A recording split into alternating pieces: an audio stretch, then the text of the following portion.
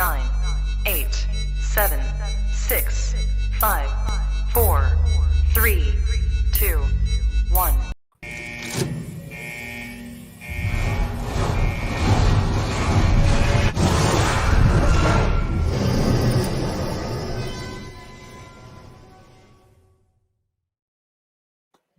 Hey everybody, welcome back to the channel. I'm Satoshi Sean. Glad you're here. Glad to be here. Today we are talking NFTs with my buddy Crypto Stache and my super bro, the CEO of NFTs, Mr. Kenneth Bosak. How goes it? It goes pretty good. It goes pretty good. I'm ready to talk about NFTs, to be educated by you guys. You guys have become, in my opinion, the leaders in the crypto sphere when it comes to NFTs, which I know Ken doesn't like to, be labeled with how do I put this? Ken likes to play like he's just a kind of a pothead, goofy dude. He plays really well. He does. He plays that role well on TV. But he is a very smart dude, like super sharp guy. I can attest to this. Thank you. Yeah, it's and still he surprises me sometimes. I have a problem. Just say, why don't you just do this? I'm like, fuck, you really are smart, man. You really are a smart guy. Hello, crypto. Hey, Scott. Glad you guys are here. I'm gonna try to watch a chat for any questions you have for the fellas. Lee was supposed to be coming. I don't know if he's coming, but if he does, he'll just jump on. Let's get started. Geez, there's a lot to go over. I got my first NFT, which I want to show you guys. It's a Deek. Deek, D-E-E-K. Yeah, D-E-E-K. We went over this because you guys are sending dick pics, and it's a D-E-E-K. It's a crypto project. I'm gonna do a review on it. It's very simple, but they're wiener shaped NFTs. This is mine, the shitcoin dictator. Nice. That is an epic first NFT, if I do say so myself. Yeah. Who's got big balls? He's got the biggest shitcoin balls of them all, I think. Dude, they said that's like, hey man, if you look at it, we'll make you your own NFT. I was like, yeah. Actually, they told me, Lee, and Mad Crypto, and they were both, no, this is stupid. They're like, yeah, we know it's stupid, but it's fucking cool. I was like, hell yeah, man. I was like, I sent them my picture. I think it looks cool. My kids are like, you look like some kind of Russian dictator. I was like, yeah, I know.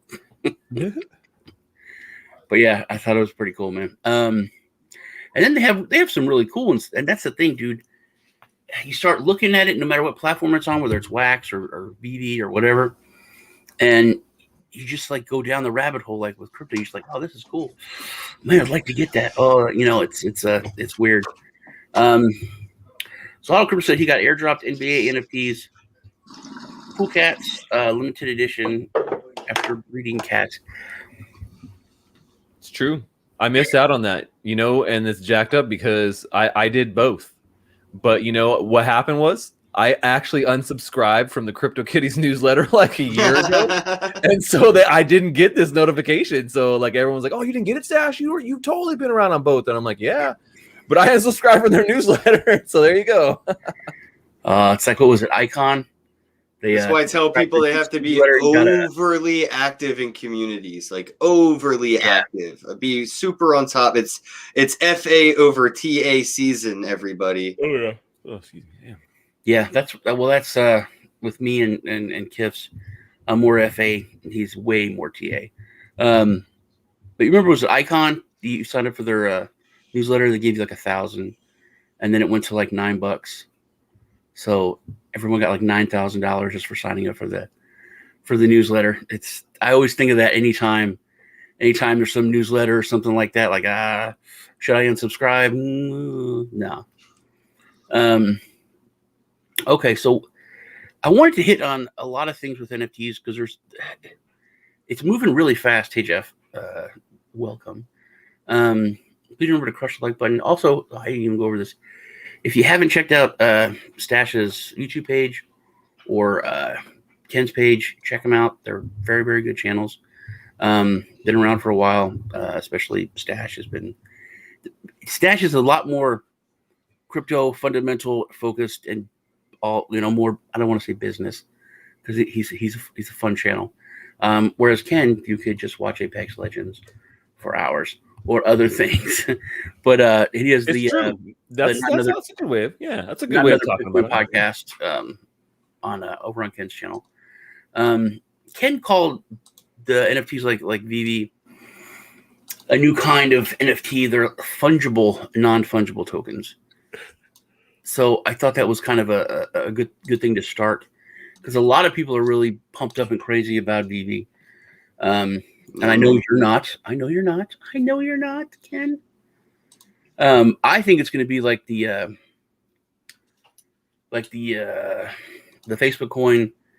I think it's going to bring a lot of people into, stepping down into the rabbit hole to where they're going to be exposed to a lot more. But how do you guys feel about these fungible, not fungibles, and if you kind of go over what they are?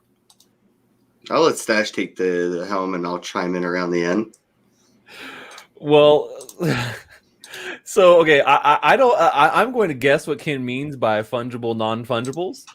Is that they're not what we would consider like a true non-fungible token. Mm-hmm. Because you can't remove them from the centralized third-party app that they live on, and you can't really trade them or do much outside of the app with them right now. And as far as we know, they have some elements of being blockchain based, but I don't think they're really. They just use GoChain. Yeah, they're just not. They're really not at the point right now where I would consider them, at the same level as most of the other NFT players that are out there and projects and things like that. I think that they still have a ways to go. We've talked about this. And so the funny thing you said earlier, like how me and Ken work. That's why we're on a show together, and it's a perfect balance. And so we talk about these things every Tuesday. And that's come up like multiple times where we got to explain to them, because they're like, "What? You don't like VV? Oh, my God, it's the best thing ever." It said, NFTs are coming. They're coming, though. And I'm like, well, that's cool, man. When they come and they're actually here, let me know. Anything that, the whole ICO thing of it. And they're like, to me, it's like dollar store NFT, graphics, right? But they have this $1 million gimmick. I run when I see gimmicks like that. That's a gimmick. If any wallet gets a view portal like that, where I could take my wax NFTs and do the same gimmick bullshit. You can. Yeah, thank you. Yeah, with Josie, I could do it with Josie's art. I didn't know I could do it with the wax, but I know I can do it with Josie's art, and I've been able to do this with Josie's art since 2017. You know what I mean? So this gimmick that they're using is nothing new when it comes to augmented reality NFTs, except for, guess what? I actually have the private key to Josie's art that I'm using in this augmented reality view portal. I'm also actually using a real blockchain, not a GoChain, like GoDaddy of blockchains bullshit. Like the GoDaddy of blockchain. I love that. But like we talked about on your show, it is cool. It is. It's totally cool, but so are Fortnite skins. And that's the equivalent of what VV is. It's a Fortnite digital collectible. Was it Chain that just got Fortnite? Just got moved on. Chain Games, yeah, they're adding Fortnite now. They just got done their beta test, went successful. And Chills just got into the Premier League of European soccer or football. Football. Football Americano. Yeah, so you guys are fucking calm as shit. Lee was calling me at 4 a.m. Like, dude, Chills, they just got into the Premier League, man. It's over. That was inevitable, man. They have a pretty solid project. We talked about Chills. Was it last week or the week before? Week before, yeah. 2 weeks ago. But yeah, and now our project, the Cricket project, Owen's Cricket, is also taking out. No, I joke. It's not. We have nothing to do with it. Nothing to do with it. We birthed it. It was a brain baby. It was a brain baby. We talked about this, like when NBA Top Shots was blowing up in like December or something. we talked about it and we're like, yeah, it's just a matter of time before every sport has, NFT collectibles. I go, cricket, man, that'll be the big one. And everyone's like, we mean like cricket? Like, and I'm like, no, man, like the game, the sport, cricket is very popular. Like there's people that get excited about that over in Europe, man. And Chills has cricket. They've got the cricket, market there. And Lee will talk about it like they've got cricket. And I was like, okay, sure. It's going to take a lot to excite me now, man. Now the whole NBA Top Shot thing is that was the one, like obviously everything else is sort of a given at that point, right? Well, I wanted to talk to you about that because you said something which like blew my mind, freaked me out. With Top Shots, it's more centralized. And you said if you violate their terms of service, they can take all of your shit. And a lot of that is worth. Well, they've done that. They've done it already. It's worth a lot of money. Yeah, it's up to 6 figures. You could have 1 6-figure moment or a few that equal up to $1 million. Yeah, and if you break their rules, you've agreed by using the platform, that you're violating and forfeiting your account. And yeah, people have, I've seen argue about, getting in trouble, sort of like, money laundering, getting caught, and they're like, oh man. I mean, that's what you get when you play with in-house centralized, collectibles, digital collectibles that, to me, not your keys, not your NFTs on all of these platforms. Yeah, and that seems like that's but hold on, Zach Drew in the chat said, yeah, I was gonna say they can't take anything that's false. Yeah, so basically what will happen is that they won't allow you to use the platform anymore. So you won't be able to trade in the marketplace. You won't be able to buy and sell. Now, once these assets are, on OpenSea, which they've already, announced that they're doing, and it's just, it'll be here probably in the next couple of weeks, I would assume. Once they start branching out like that, you'll be able to move them off and do things with them. Will you though? Will they be blacklisted? On their particular marketplace, probably, yeah. And what other marketplaces will acknowledge that blacklist though, is what I'm saying. I don't know. And so I, what it comes down to is that, I think outside of the platform, it's a lot harder to control once they're out there, because once you have connectivity to some of these, up and coming marketplaces, there's only so much that control flow can exert, or NBA Top Shots can exert outside of their actual centralized platform. Because, regardless, and so this is the difference in how I see it in what they've done and what like Vivi or Omi has done, right? They went and built the blockchain first that all this stuff was going to work on with these kind of problems in mind. I think that the team understood that there are issues with, IP licensing. And I think the Vivi app and Omi are also finding that out too, as well are other people, who have, said that they're, getting these big licenses and they're making NFTs. I think they're running into some of these issues with these IPs that they didn't necessarily expect. And so I think that's why we're seeing a little bit of slower movement and development on these things. And I think Top Shot is also having, growing pains too. Yeah. But I think we'll get there. But yeah, I think that's basically what it's come down. I don't think they're going to just strip your moments from you, but they'll definitely, put you in a state where I may have overspoke when I said they take them, but yeah, they freeze your account, but they might as well they've taken them from you. You can't do anything with it. Your account's frozen. Yeah, I may have misspoke or overspoke there, but yeah, when it comes to that IP stuff, yeah, I definitely recommend people look into, ask Vivi if you can read the license agreements that they have with DC Comics. Read the license agreement and see if NFT, crypto, blockchain, any of that is mentioned in the agreements that they have with DC. And then take a look at how long that agreement's for. Is that a 5-year agreement? It may take 5 years to get there. A lot of it you've kind of just made up in your head that you think this is how it is. It's like a 10-year contract.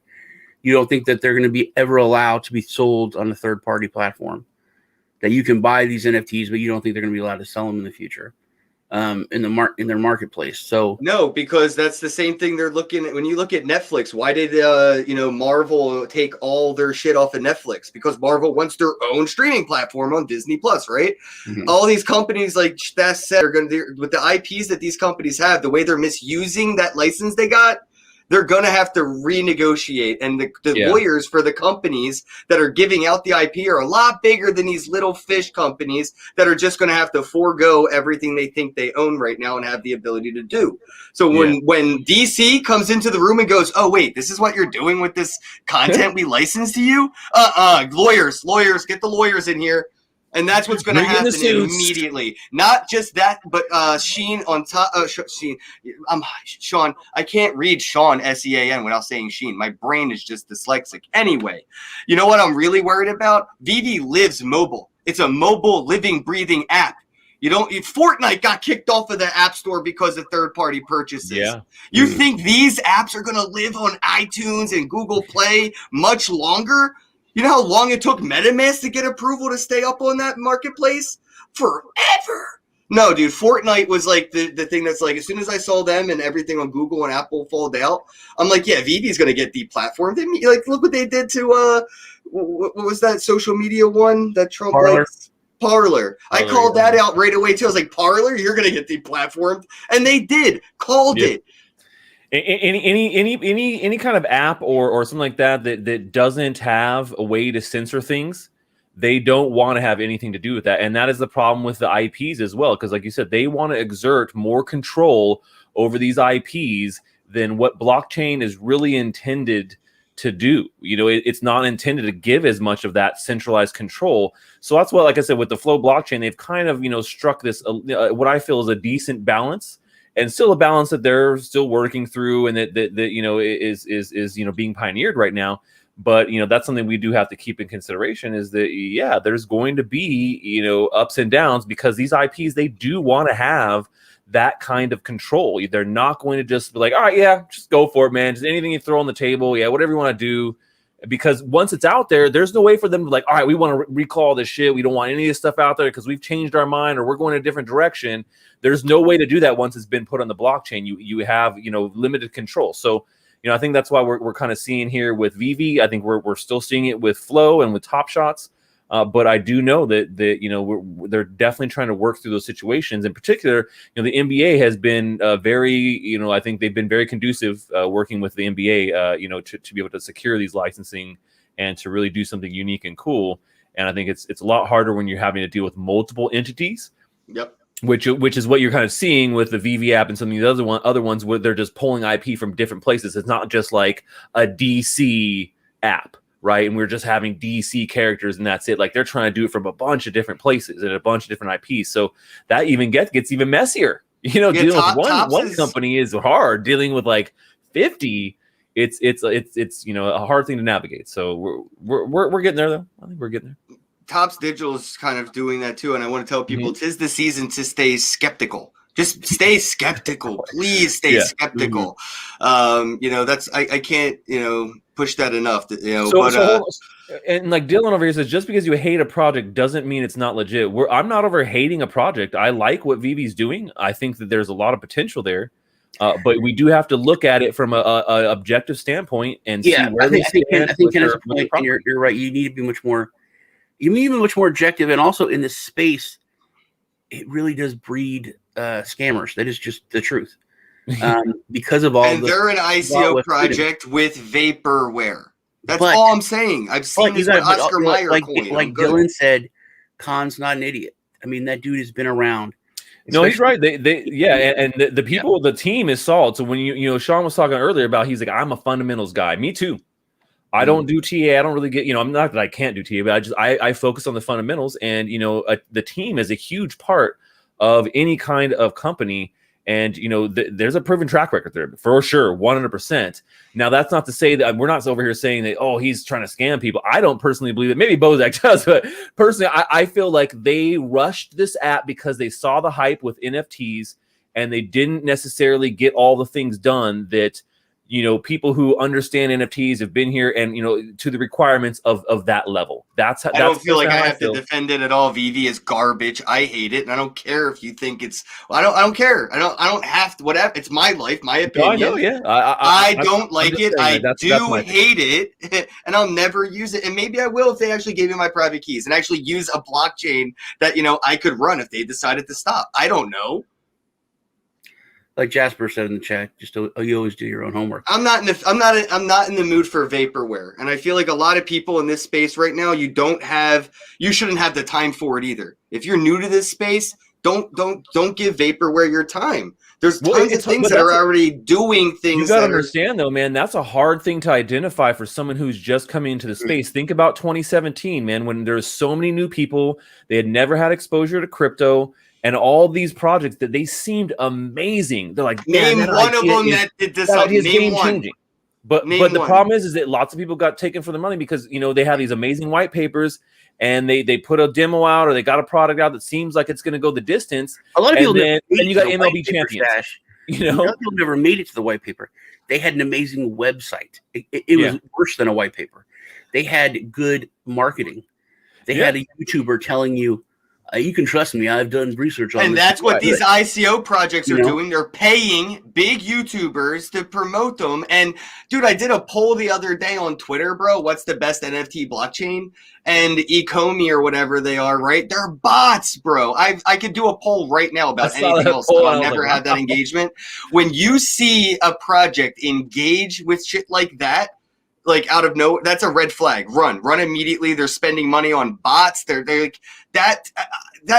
If you were here during the ICO boom of 2016, 2017 and saw what happened in 2018, 2019, this is a foreshadow of history repeating itself identically. I agree, man. I totally agree. And I feel the same way about Phantasma. Unfortunately, you know, I saw them kind of bought up too. Look at Wax, look at Flow. The ones that actually have, like, you know what I mean? They have the least engagement. So when you see my poll have almost 9,000 votes and Ecomi got 55.3%, bro. That's that's a red flag. Run now. And that to me, that's just talking about like what I saw happen with Kick ICO, Telegram ICO, Oscar Mayer ICO, and I can keep going on with these things that were so great. Just whatever, bro. I'm over vaporware, and I'm sorry for the people that are new to this space that are so excited over a gimmick that they think this is going to be their Lambo moonshot. Sorry, bro. I guarantee you it's not. Stache can pop my bubble so hard, man, with the fucking bot shit. I was watching JonTron with my kids. You don't know what it is. He's got like 2 million or 1.5 million subscribers or something. Mm-hmm. I'm so happy you looked into it. They watch him, right? And this dude, he was just doing he's like, today's episode is brought to you by this game, Lords Mobile. Just some random fucking phone game. And then he's like, join with 300 million other players. But just and that 300 million, wow. That's the thing, dude. I was like, what? 300 million people are in this little fucking game? And then I started imagine 300 million people bought Bitcoin today. It would change everything. You know, and I thought 300 people could get into Divi. 300 million people. And I started thinking that. And then I'm like, and then Ken's like, oh, they're bots. I'm like, what are you talking about? They're bots? Why would somebody pay for bots for a game? Oh, so they get number one in the App Store. Oh, so yeah. And I was like, oh, man. Yeah. I mean, you can bot anything. That's the problem. I was so happy and so excited. And he just killed my vibe and my day. He's like, I crushed your shit. He did, dude. He was like, it was like he took Thor's hammer and just crushed me. I was like, it's a problem. That makes freaking sense, man. Oh my god. You know, you look at Top Shots. That's one of the biggest things that the hurdles that they're trying to overcome right now is that once they started to explode, people were botting the shit out of their platform. You know, I was in the Top Shots beta, man, when you could just go buy packs whenever you wanted. You know, there was no limit. It wasn't anything. But then once people got a wind of it, it started becoming popular. It was ripe for botting. And then these people are, you know, they know that they can do this. And so it's and it's not the, you know, the team botting it. It's people trying to bot and find ways to be able to get around the rules and things like that because it's so popular, because there is so much money in it. And it may not even be the team botting it. One of the investors could do it. Right. Yeah. But the other side is that, there's, I mean, botting within cryptocurrency for like trying to boost one's project, right, is so incredibly common that, I mean, people these days almost don't even bat an eye at it. And it's crazy because you go look at these and like we've done this and like looked at like, you know, oh, look this, you know, you look at one of the telltale signs is you go look at a project and you go look at every post they put on their Twitter. And then you go look at how many retweets and they got on every post, and they're almost always exactly the same. It's like 50, 55, 60, 50, 52, 50. It's always within a range because they're paying for a certain amount of retweets or something. Like, see, that's the thing, dude. And a few people will come and retweet it. So it kind of videos, when it comes to YouTube, when it comes to tweets, I'm versed in that. I look for that. You know, you can go look at a video and it's some dude who did this shit content, but he has 110,000 subscribers, and then all the comments are like, this project is amazing. Yeah, You is one of the best projects. I am liking this project. The bots are horrible on YouTube. Talking about today is very good. Nothing is like specific, you know. It's all random. It's generic. Yeah. And that's how they do it. Yeah, it's so obvious, and I can point that out. Same thing with Twitter. You know, likes. You just look at who liked it. 0 followers, 0 followers, 0. All the people have 0 followers. They're all bots. But there's certain, and this brings back to what Ken said. And Ken is a little bit of a doom and gloomer today, but he's jaded, which I'm jaded on some things. But you really do have to try to keep that optimism. I'm aware, bro. That's the problem. Woke, especially in this space with the innovation, you have to try to keep that optimism. But it is good to have a healthy bit of skepticism, and to always look for, for the other side. Not everyone's out to get you, but some people are out to get you, man. I'm on, I feel you, man. Like it's you got to do both. You really have to understand that, there can be some really great projects out there, and you may have to take a risk or a chance on them. And there can be some ones that seem really great, and you may think it's great, and then you take a chance, and it ends up being bad. It's both sides of the fence, but I think, it really comes down to due diligence, man. If you really put the time in to research it, and you're not just like following some random person on Twitter or YouTube and just take their advice.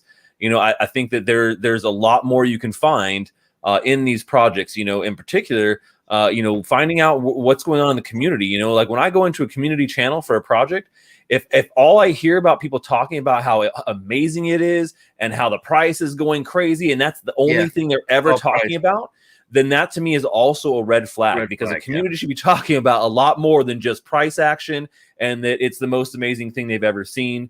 Also, the community is just thanking. Like, oh, I've made so much money. I thank you so much for this. Yeah. I'm so grateful that you've given me all this financial. But that's another point, though. And not to be, Ken negative, but communities can get duped. Communities can be paid by a good scamming group, to where the community is legit, is real. They believe in it. That community is solid, and then they all get screwed. I've seen that too. Yeah, there's 7 ways a Sunday, man, that someone can screw you in crypto, and then some, because it requires quite a bit of specialized knowledge, and a lot of people just don't want to pursue that knowledge. They'd rather just be told when to buy, when to sell. Oh, my favorite YouTuber told me for sure, get this, it's the best ever. I'm like, okay. And there's several projects, dude, that I have, and I'll be the bad guy, because I'm the first one to defend somebody. If they go in there and it's like a legitimate question, and everyone's like, fuck you want to FUD the project, get out of here. Right. Yeah. I'm like, no, man, that's a real question. That's legitimate. Yeah. No. This dude's just, and then they're like, what's your problem, dude? You did a video on. I was like, yeah, but this is a legitimate question, man. Don't kick this dude out. I want to know that too now. Oh, you're turning your back. Or people who are just obsessed about the price. Right. There was a dude that sold Divi. He's like, everyone's like, who the hell sold this, 2 million, blah, blah. This guy's like, oh, it was me. I was one of the original investors, man. I made like 15, 20x. And everyone's like, you're a piece of shit. I hope you die. And your kids watch it. See, that's horrible. And I was like, that's what this guy did. I was like, dude, congratulations. I guess he got out the right time, because if that's the community around it and they're that pissed, like, I was like, why are you people angry? It's almost cultish, but it's like, hey, man, he invested his money, and it hit an all-time high, and then he sold it. That's what he's supposed to do, dude. That's how it works. I'm like, you can't get mad and wish the dude. I mean, there was literally people like, fuck off and die. They were like, die, dude. Well, the tribalism is huge in crypto. We see that all the time. I mean, the classic tribalism, right, is like the Bitcoin maximalists versus everybody else. And then you started seeing like some, like, and then it's not really like the Ethereum maximalists started popping up too. And like, that was a little weird. But then like now we see it in like, all these little micro things where they're just like, oh my God, no, how could you be like, you're the dumbest, stupidest person ever. And like, they're very aggressive and mean to people. And like, I don't stand for that shit in my Telegram, man. If you're going to be mean and discourteous to people, you can get the fuck out and go somewhere else and be a little bitch, but not in my Telegram. I appreciate that. As long as you're respectful to everybody, then you can voice your opinion and have a contrasting opinion for sure, but do it in a respectful manner and have good discourse. Don't be just a tribal fanatic and you know, think that what you're involved in, what you're invested in is you know 100% pure, and nobody else should ever question that. You know, I appreciate that. I need to play my videos, man. I like you and have no reason not to. I like you and have no reason not to. Hey, don't we each like different cryptocurrencies?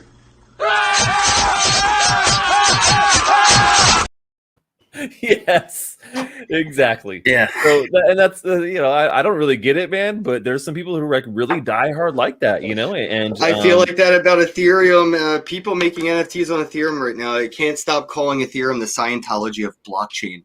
It's literally people are waiting for gas fees to go clear with 2.0, and they can't go broke fast enough getting there to going clear in 2.0, and it's literally Scientology, bro.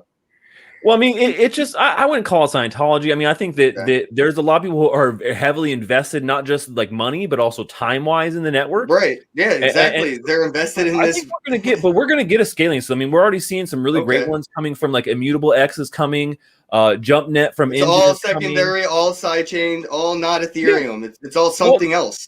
It's those are but I mean there's solutions to help the problem that's going on here. I mean it's at least something. Okay, it's lifeboats on top of lifeboats on top of lifeboats. We're literally tugging. I understand, we're hooking a tow truck up to a tow truck up to a tow truck up to a tow truck. That's Ethereum.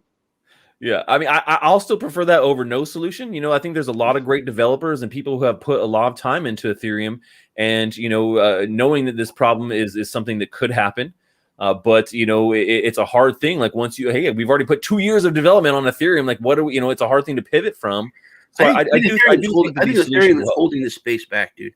People that are coming in and you just said that Ethereum's too big to fail. That's the same excuse we give to the banking industry, Stache. You literally it's not too big to fail at all. No. But you said people are too heavily invested in it. We can't let it go. That is why they want to find whatever, bro. All right, I'm wrong. No, I'm not saying you're wrong. I'm just saying, but that's why they want to find a solution, and I understand that. And people are trying to provide a solution to the problem. It's not the best solution. Maybe when you talk about like we want an on-chain solution, but they have been dangling that on-chain solution for over a carrot for quite some time, man. There was plasma, and then sharding, and some other ones, you know, in there. And I'm hopeful. I want to see Ethereum scale. I want to see, you know, it got get any to a point more where that scaling solutions, man. I got these 2 cheeseburgers here right now. All right, hear me out though, right? Ethereum gets the 2.0 and it's cheaper to use. Wouldn't more people use it? And then it needs to get to 3.0 to find another solution. And then hopefully, like, hopefully this scaling solution will help to a point where, you know, it is native. You don't need to keep iterating on it. You know, it's something that will allow high throughput and, you know, less fees, but you know, we don't know for sure. We don't know what those out. Not with everybody putting cat videos on the blockchain, bro. Kenneth, I love you. Shut up. You know you love cat videos. I do. Watching that shit when you're not on stream. I do. Don't lie. I knew it, man. You're right. Kitty. I got guilty pleasures. You know what I mean? I know. Yeah. Every time I feel like setting money on fire, I mint an NFT on Ethereum. Don't mistake my optimism and enthusiasm to finding a good scaling solution to the fact that I still don't recommend, you know, doing things on it. I moved everything away. I don't do anything on Ethereum anymore either. I was building a project on Ethereum. I completely abandoned it because I was like, I can't do anything. We've mentioned that before. I don't do any more creation on Ethereum. I was creating NFTs on Ethereum since 2018, man. I would love to have continued there and continue to do things because I love the community and stuff that I built there. But it just gets to a point where like I don't have a choice anymore, man. And I'm not the dude who's going to pay, you know, $100 fees for $1,000, you know, Uniswap transaction. I just don't care, man. I'm not going to trade that coin.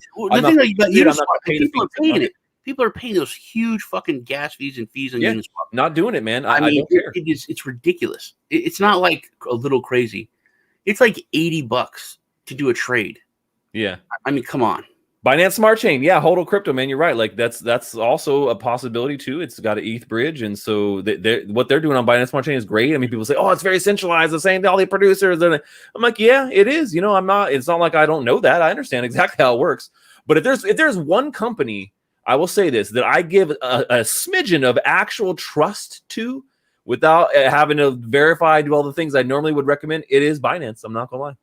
Yep. And I think exactly the same thing. I think Binance will be the bridge that everything will use as a mass exodus to escape Ethereum.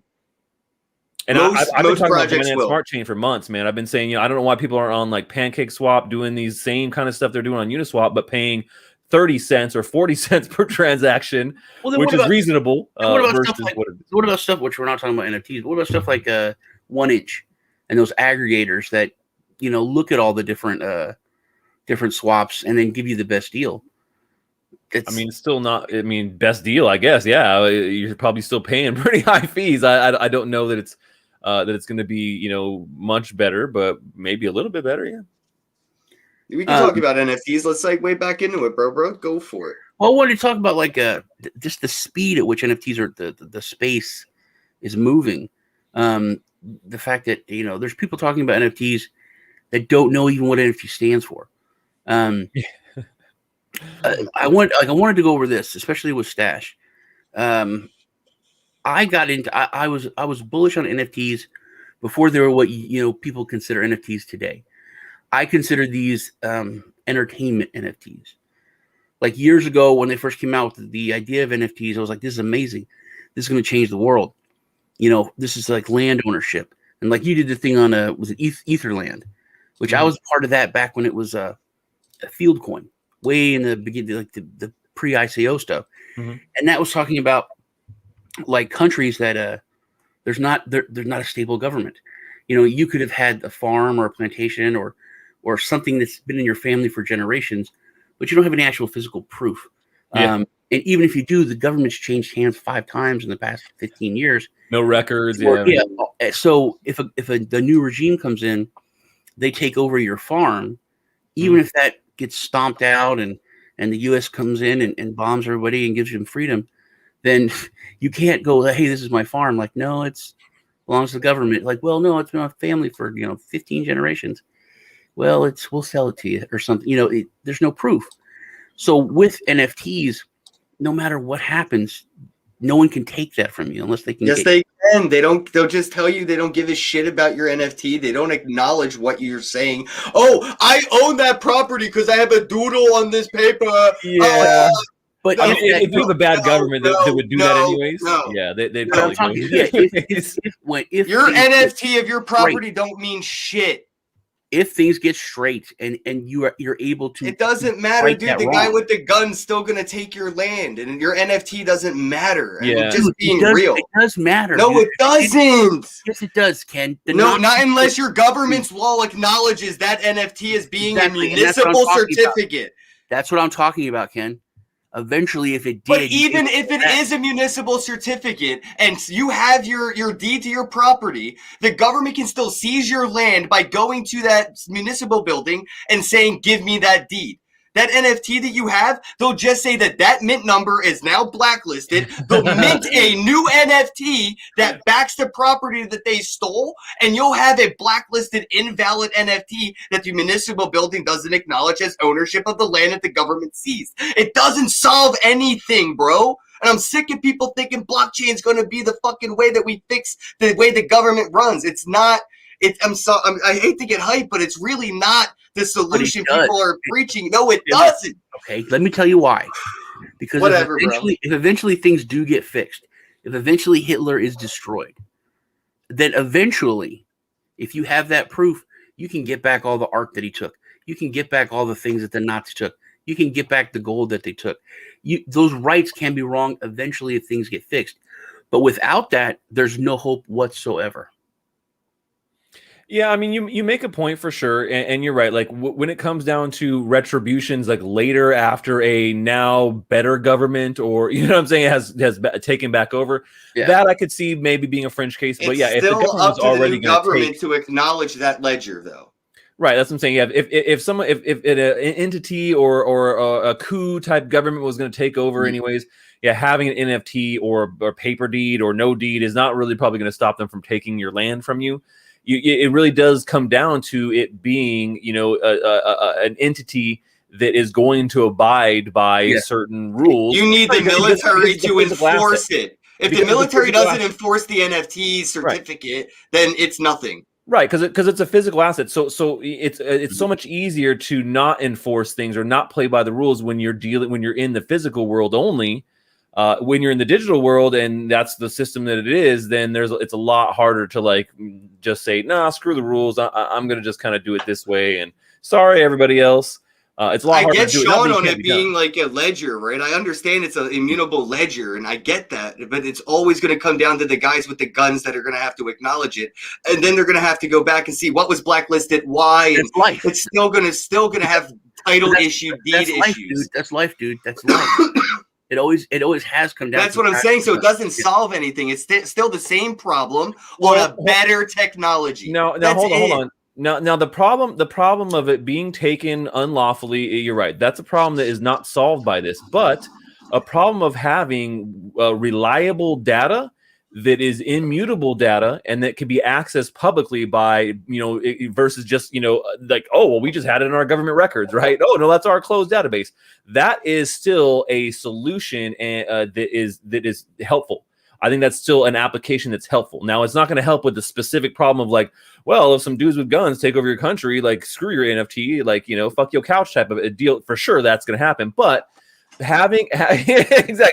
Are you not wearing pants, Ken, again? Damn it, dude. Proof of pants or shorts at least.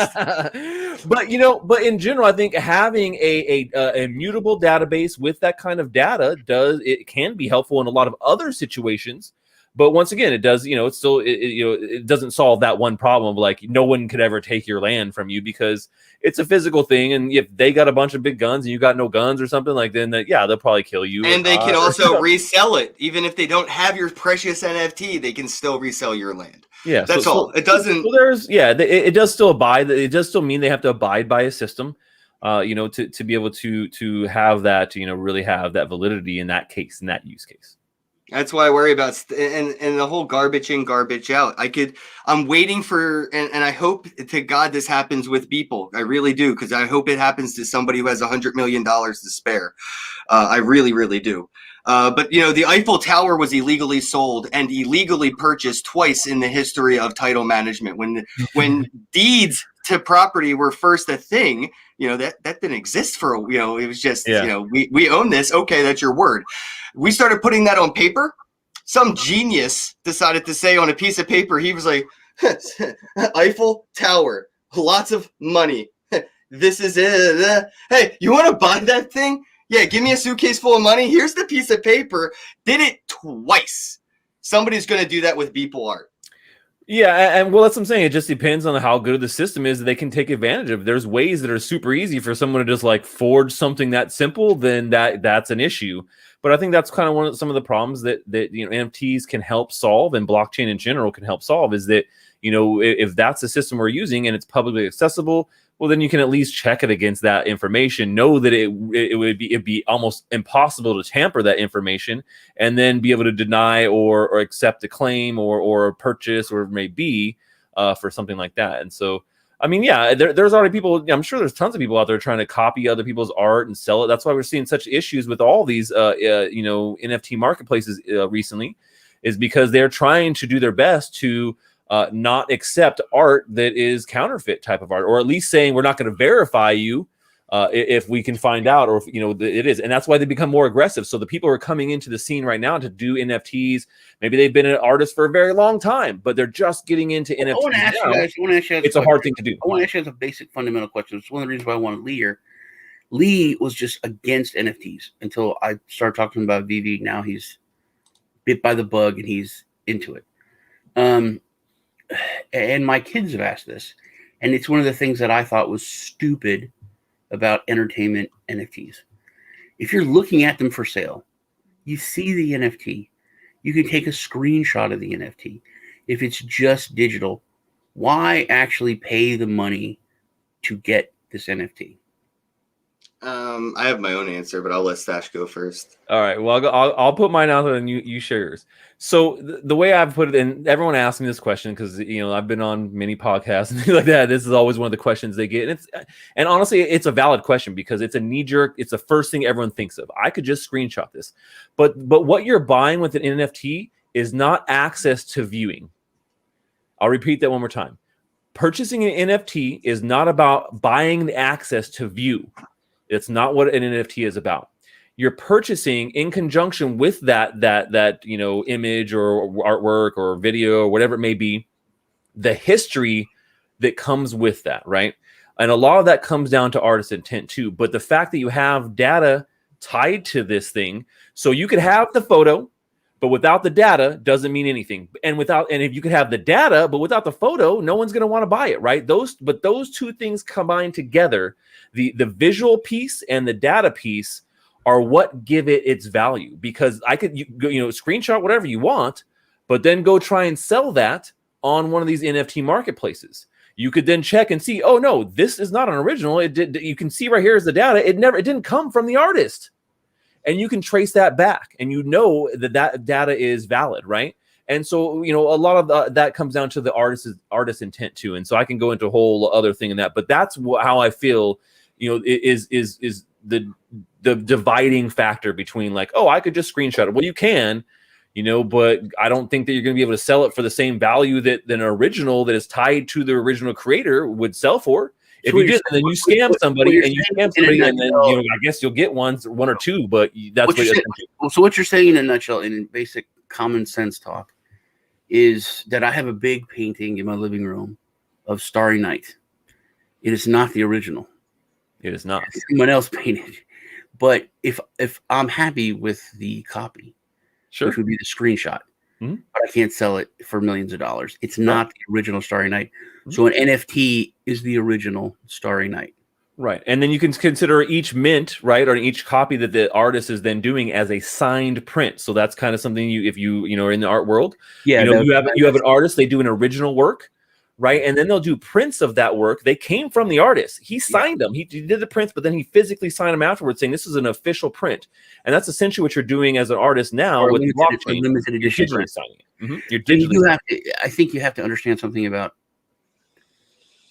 collectibles or art, or you have to have some kind of basic understanding of that in order to get into NFTs, or else you don't necessarily need to, but understand the value. I think you do. Yeah, I mean it's very helpful. Yeah, I mean definitely understanding that division, I think, is what allows people to invest or not invest or whatever. But when it really does come down to it, at the same time, like, a lot of these NFTs and things that people are buying, it comes down to like, well, I like the art, I just want to support the creator, which is great. So, even if you don't necessarily really understand the NFT technology, how it works and why actually it works. Part of the art world, and like art collectors are that way. Yeah, you could still support them. But I think that like when it comes to masses, I think a lot of people are going to go with, like Ken says, just digital collectibles. Just I don't really care about the scarcity, or I just like this one play. And that's fine. And and honestly, it really just comes down to what your preference is and what makes, what you love and what you're passionate about. And if that's something that doesn't necessarily, have an NFT, there's lots of digital collectibles aren't a new thing. It's not like, oh my gosh, all of a sudden we just have NFT digital digital collectibles have been around for a very, very long time. It's not, like they've just popped up with blockchain. And people have been doing it. Like the Tops Digital has a great app. They've been doing digital stuff forever, well before NFTs were here. And so RuneScape was the original. Thousands of people use that stuff. They have all kinds of cool cards and things that you can get on those apps. And so it is still very popular. I mean, I'm not saying it's not, but as far as some of the tenets that we have here in crypto, they don't necessarily align with those things. And I think that because of the tenets we have here, that's why you see such high prices on all these things, because of the rarity and verifiability and connection to the artist and immutability. Like those things tend to give the same pieces, we'd say, a higher value, a resale value too. You're gonna say your part now, Ken? All right, Ken, you go. Tell us why NFTs you screenshot them, and that's why it's not.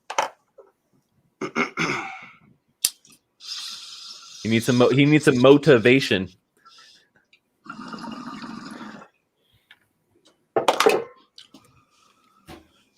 Screenshot it, download it, don't pay for it, just pirate it. For real, do that if you can't afford it or you don't want to buy it. I encourage you to do that. I mean, I feel like everybody should. Why not? It doesn't hurt anybody. You're not hurting the artist, you're not hurting the community, you're not hurting the market. I think it's a victimless event to, download that, and that, media file that's, represented by the backing of that NFT. So I encourage people that are always like, oh, I love this, I can't afford it. I'm like, bro, just download it, make it your wallpaper on your phone, appreciate, viewing it if you can't, like, I think there's nothing wrong with that. And for people that don't understand maybe that difference of, doing that screenshot as opposed to buying it instead, a kid would understand the difference between going on Google and typing in Fortnite skin and downloading the image on Google of a Fortnite skin and then trying to use that skin inside Fortnite. What the difference would be between buying that image of that Fortnite skin versus just downloading the image backed by what you would have got by the purchase. A child understands the difference between downloading a digital file versus purchasing a digital file. A child, so it's hard to try to talk to an adult when they have been so boxed in a mentality, through society for so long. This isn't for us. This entire generation that we are building right now, it's not for us. We are building a beta technology for the future. They are going to utilize this much more than we ever will. We are just building the foundation. And then for people that, kind of think counterfeiting will work in a sense, and I am all for counterfeiting. I would much rather buy a fake Supreme t-shirt and just because I like the way they look rather than, having a real one. The way I like to explain to some people is, back in the day in the 90s, we understood the difference between authentic digital content and copywritten, pirated content when you were buying bootleg DVDs. You got what you paid for when it came to the counterfeit media, right? Or imagine trying to burn a Metallica album, right? Everybody burned the CDs when we were growing up instead of buying them, right? We would download it from Napster and burn it onto a blank CD. Take that blank CD with the full Metallica, album on it and try to sell that to somebody, as opposed to having one that you actually purchase from like Walmart or something and has like the actual title albums and the screen and all this and that, right? And it's the difference right there is between counterfeiting and authentic. People will probably, go with it, and the black markets of counterfeit art will grow like they do here with bootleg DVDs already. And I think that's fine. But like Stache mentioned, there are people that are going to find the use cases and gamifications to make it worthwhile to actually own something rather than having somebody screenshot it and download it. That thing that you're getting when you buy it isn't just looking at it. It's being able to use whatever that utility is. Maybe it is just an album, a music album that you're getting in as an MP3 player, right? Like you got this NFT that has music in it. Well, you could just download the file and pirate it from, the marketplace, right? You could just, screen capture your audio on your computer on OpenSea and not buy the NFT with the music. But what if that artist airdrops more and more and more music to that person who buys it? Now you have some utility that, hey, if I would have bought that song, I could have got a bunch of songs and I actually owned them. I could have sold them or traded. So that gamification, that utility, that's going to be huge. And I can't preach enough that people really need to dig into utility NFTs, anything that provides utility. And I rest the rest of my time. I rest my case. Yeah, I mean, and that's, utility is a big thing. And I also recommend the same thing. I think that, always trying to get more utility. But at the same time, I also consider, supporting somebody that you like for whatever reason as a utility, like, of that particular NFT. So, for a great instance here, me and Ken both do NFTs of our own, right? We both create NFTs, and they're and the utility is every time you give me money, I get to buy more drugs. So if you, right. I mean, please buy my NFTs because it funds all of my weed habits. All of this is thanks to my supporters, and I love you. Yeah. So there is utility there. It just kind of depends on like how you want to, utilize that. And I think that, when you don't purchase or you don't support, then there's absolutely no utility. Usually when you screenshot something, I mean, the only utility is maybe you could display it for yourself, which is cool. But it doesn't give you the added benefit of like, oh man, I really love this person's work. Sure, you could go download it, screenshot it, put it on your wall, whatever. But that's what I was saying. You have to have a more of a mentality to see the value in that. Like there's someone who could look at Starry Night and think, well, this is a piece of shit. I hate looking at this. This is worthless. Sure. Yeah. You know what I mean? So you have to have They'd be that. wrong, but they could. We have created social speculation. This has never existed in the history of humanity. You've never really been able to have an actual financial stake in somebody socio-economically, where I could actually put $1 into Stache and even manipulate the market by telling all my friends, go follow Stache, go follow Stache. I want to make him famous. Why? I'm an early investor. Like we've never been able to do that in the history of humanity, but big corporations have. Big companies have let me speak. They have always been able to socially engineer the economic value of society through social investment. Nike did it with Michael Jordan, and I can do it with Stache. That's the difference with this now is we have balanced that battlefield of investing in society. But to say, I think before big corporations, it was people. It was people of power. It was kings. It was royal family. Just even if you're a duke, you could be a patron of this artist. You could do something to promote that artist. You could literally make somebody because you had power, influence, and money. But now it's corporations. But before it was people, like hundreds, thousands of years ago, it was actual individuals who had that power. And now I think that power, like we talked about with NFTs, it's giving so much power back to individuals, individual artists, individual people. It is a shift. It is a paradigm shift in that social power. Yeah. I mean, how much money do you think Nike makes every time Michael Jordan has a slam dunk wearing their shoes? Every time Stache does a slam dunk podcast, I feel the same way having a mint number 1 NFT. And I think people will feel that way looking even at children. Yeah, you know exactly what I mean. And your community knows exactly how I feel, And I think people are going to be able to do this. Parents, they're actually going to be able to have stock in their children. That's why I really want the kids to get into NFTs. Like mom and dad have a couple mint number 1s. Push your kid to be something in life, and you're actually invested in your child. You invest in them all the time. Most kids take about $1 million on average to raise. That's an investment, And I've been tweeting kind of my new life goal. My new life goal is to be my mom's best investment. And she got a couple kids, so that's a my brother isn't as fucking as a degenerate as me, so this is a real competition, even though I'm in Bitcoin. So yeah, I mean, buddy, you got a leg up.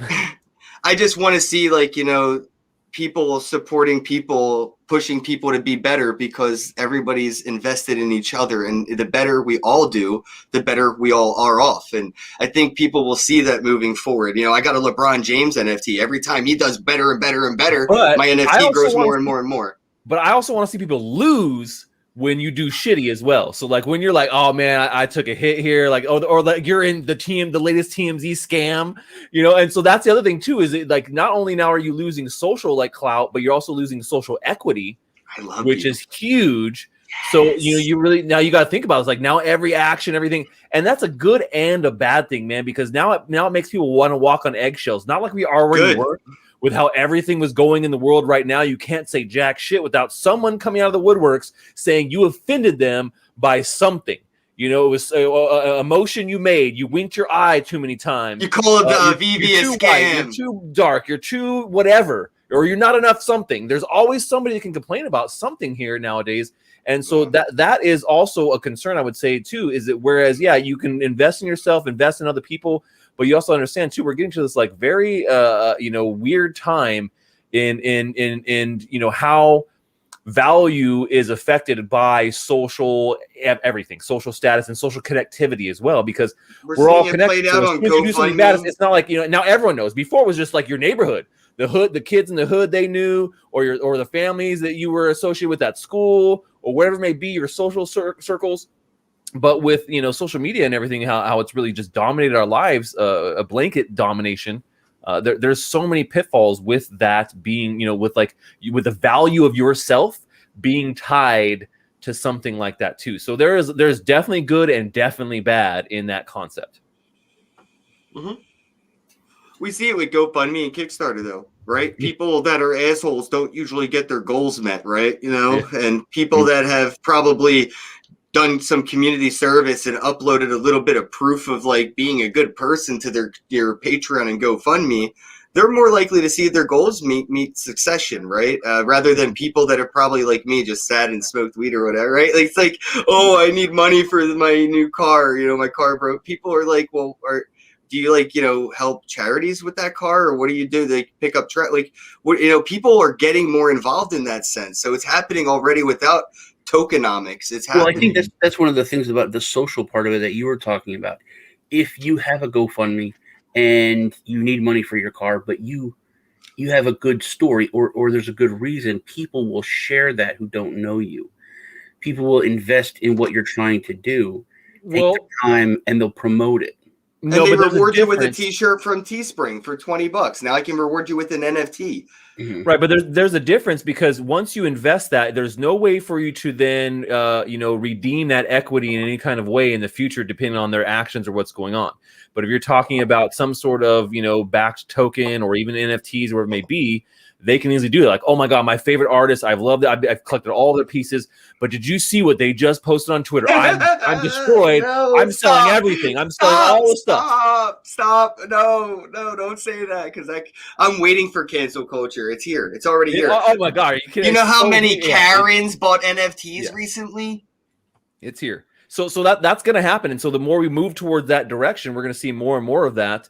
And so you really, then you really, not only will if you make a wrong move socially or whatever, it's going to affect you socially. It's also now going to affect you financially, because you're probably invested in yourself as well, a little bit, I would assume, and then when people start selling your stuff left and right, and you're the value of you and your social backed whatever goes down, you are also losing out yourself. And so, like I said, good and bad, man.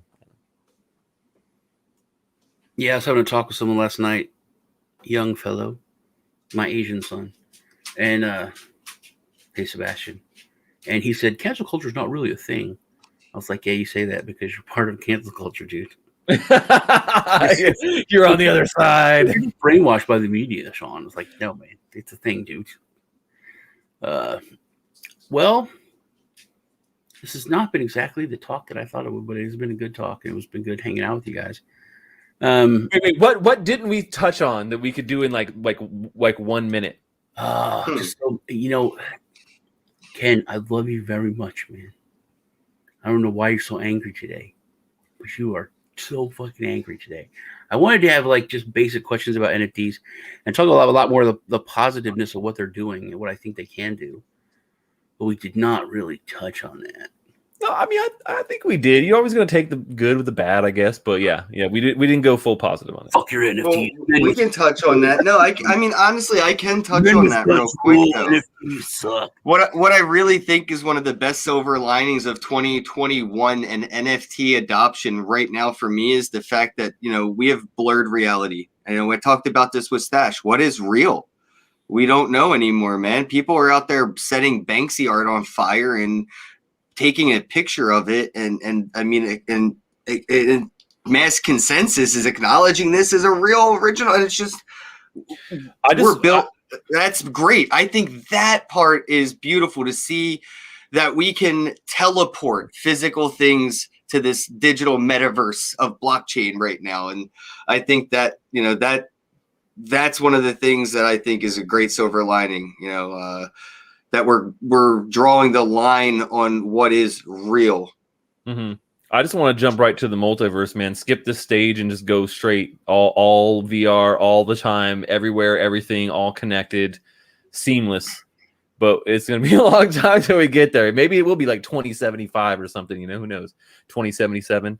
And we'll be all cyberpunked out with like sweet ass, attachments and optimized everything, all cyborged out. I think that would be. I think we'll get there, but yeah, we're not close. But we're starting to see the beginnings of that though. Change your name to Robo Stache. And there's kids doing this now, man. There's kids making NFTs. I'm out here supporting the young artists that are 12. Luke Stokes' children are doing NFTs. Elon Gorn has, I think Poo-poo.eth, did they ever get their meme pool? I hope they did. Hopefully they No. earned it. Not They've yet. earned it, man. I'm supposed to be the general. He's supposed to make me the damn wax general, man, and he still hasn't done it. I'm calling the poo-poo.eth right wax general. Please get on that, sir. Yeah, so there's kids that are getting into NFTs and have been doing it for a lot longer than people. And I'm buying their NFTs, and I'm hopefully going to be able to contribute to the amount of people that put these kids through, good educations, and they actually maybe become mainstream artists, and they do have a piece of art in 20 years from now that's an NFT that sells for $69 million. But I have one of the NFTs from when they were like 12. And to me, I think that's a beautiful thing that NFTs are funding. Is like, fuck, dude, kids are getting college funds right now from doodling and selling NFTs, and it's giving every child the ability to start a GoFundMe right now or a Kickstarter right now. And you can't be a 10-year-old kid on YouTube and get super chats. But you can be a 10-year-old kid on Atomic Hub creating NFTs and getting purchases. And I think that is like, how is that not one of the best parts of all of this? That's a great point. And that the last piece of art that I bought on Rarible was an original work by my friend's daughter, who I think she's like 16 or 15. Original work by her, and it's a one of one, and I was happy to support. And I think that's one of the really great things about it is helping young creators get into it and stuff like that. Until men with guns come round up the kids and have free child labor. It sounds like it hasn't happened before. Fuck the rest of you kids. I got my nephew already chained up to the laptop in the other room. He's about to start farming on alien worlds and Minecraft and shit. So you're not wrong. It's probably going to happen because these video games that these kids are superior at than us in every way. Hand-eye coordination is just a thing that deteriorates. I don't care how old you are. You ain't as good at a video game after you're 30, as good as any kid in their teens. And they're going to dominate. And they're going to be the ones that are going to see the financial gains, bro. Gamer economy and meme economy. This is the new industry, the new industrial revolution of economy, so to speak. It's definitely paradigm shifting in wealth. Somebody like Tom Cruise 100 so years ago, he would be a jester juggling for fucking carrots on for peanuts. But somehow along the way, we started giving jugglers, from cabbage for making us laugh to millions of dollars in mansions for making us laugh. And we're starting to see artists that create beautiful art that makes our soul smile be rewarded in the same way. I can't believe how angry you said soul smile. But yeah, I get what you say, man. Do I sound angry? I'm just talking. Dude, I love you, dude. I want you to know I love you, dude. Passion. Bro, it's passion. It's definitely not anger. It's definitely passion. It can't be anger. Trust me, man. I get told that all the time. But like when I'm on stream with Ken, I go into my other side, so we can be contrasting because it works really well with us. So you balance me out so well, bro. I know we do both. It's great. I don't have to get angry and crazy. Oh my. Ooh. It's a love. When do we get his NFTs, BB? I want to hodl some George Decay. You know what I'm saying? You got to go through Nimue first. Decay, George's Decay. No, I'll stop. I don't know, man. I think that's about it. It's been we went over it. So go to NFTforsale.com and give me all your money so I could buy more drugs. Yes, Ken owns NFT for sale. I own them all. Like any way you want to type it in, NFT for sale, go for it. I own them all, multiple ways. Check out Stache on his channel. Every Tuesday he has the show. Me and Ken do the NFT beat every Tuesday at 1 p.m. Pacific, 4 p.m. Eastern on Theta. And then I do my other streaming is on Thursdays. It's the Secret Agent Stache show. It's all about blockchain gaming and NFTs. And that's what I was going to say. Ken's talking about like generations and all that kind of stuff. I think because of gaming, there's decades of people that can see the value in this. Oh yeah, 100%. Because of gaming. And everyone bitches about micro purchases in video games. But I think that has just shown people even more of the value. They only bitch about it because there's no transfer of ownership. When they're done playing Clash of Clans, they're official bag holders for life. Mm-hmm. And it's emotionally draining as a customer, a fan, and as an end user that I put in X amount of money into, this Clash of Clans game, and I'm kind of done playing it. I can't transfer the ownership. It's like buying music on iTunes, and now I bought all this music and I'm done listening to it. I can't resell it or give it away or do something with that. That's frustrating people, and I think it's starting to show. People are seeing that if they're going to invest in a video game, it might as well be something that, and when I say invest, it is what it is. You play Apex Legends and you buy those season battle passes for $10 or that's an investment. And the problem is you can't transfer it to somebody else that would want it when you're at the point of no longer interested. Well, when I was working for Xbox a couple of years ago, it was a really big deal because video game clothes in video games and like add-ons and stuff outsold real clothes purchases for like the first time in history, and it was a lot. It was like 3 to 1. Mm-hmm. And no one could believe it. That was like this huge thing. Like the video games have really, they've taken over because of this one metric, which that is it's still mind blowing today to think about that. But that many people saw value in buying in a lot of clothes, like especially with Fortnite. I don't understand Fortnite, dude. My nephew spends thousands of dollars on Fortnite. Mm-hmm. I mean, and working for Xbox, dude, people spend thousands of dollars. They would call up like, "Hey, I can't buy anything." It's like, "Oh yeah, we froze your account because you spent $1,800 in 48 hours." They're like, "Yeah, I need to get this. I need to buy it." I'm like, I said, "It's automated, dude. That's automated. The system does it because you spent too much money. It won't release for another 24 hours." They're like, "You got to fix it." I can't. I was like, "I can't." I was like, "No one can. You're addicted, man." But I didn't say that. But so many people see the value in it, to where people that don't, eventually they're going to die off if they don't, come around. Yeah. But I think video games have changed so many people's mind when it comes to seeing value in digital purchases and digital items. 100%. I think it's just been a big thing. All right. You're not stressed. You're in love with NFTs.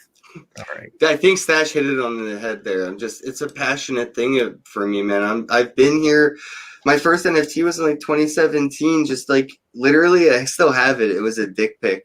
And then I learned that if I use tinyURL, the image hosted, they would censor it. And now I just have an error 404 NFT. But I did it. I'm reading between the lines. I know what you just fucking said. Okay, fine. And I've just been a big fan of this. Did you hear what he said? I can't put my dick on tiny URL. I get it, man. I get it, Mr. Big Dick. Okay. It's too big to go on tiny URL. I get it. Well, they did censor it, and I'm just thinking, it's funny that I have an error 404 and it's, whatever. But anyway, I'm just really passionate about the space, and I'm seeing an ICO vibe. And if you go back to my Twitter feed, in early 2020, after I left New York City's NFT NYC, I tweeted it out a few times. I was telling this NFTs are ICO 2.0.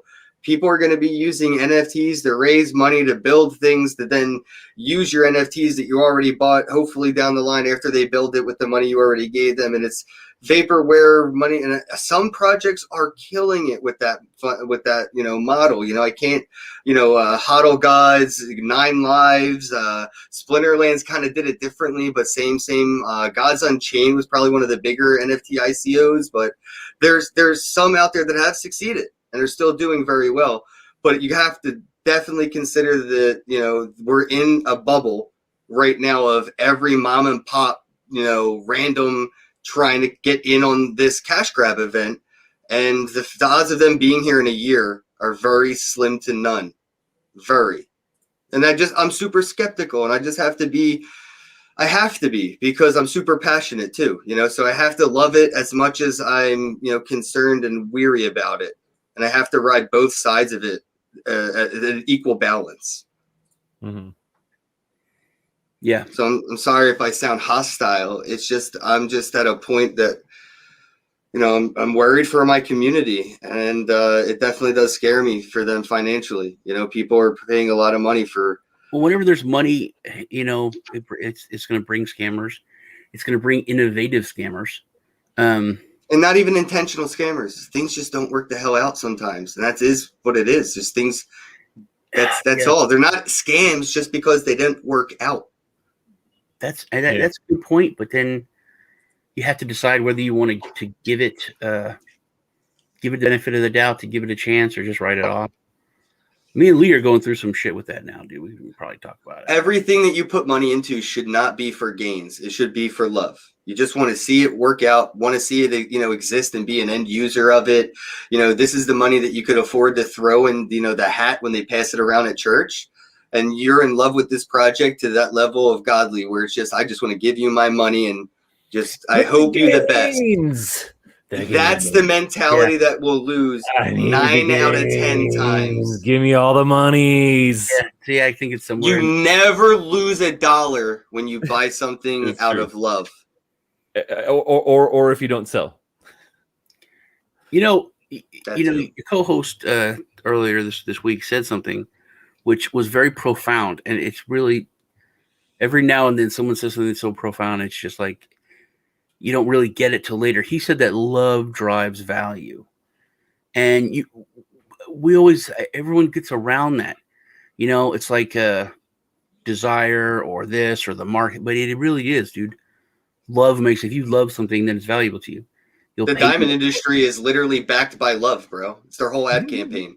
Well, they're a mineral of, there's a bajillion diamonds. They're literally worth nothing. Yeah. They're literally worth nothing. But because they're backed by love, you're willing to give thousands of dollars for, because they're controlled by one group of one company. That's why they're controls the supply, of course. Yeah.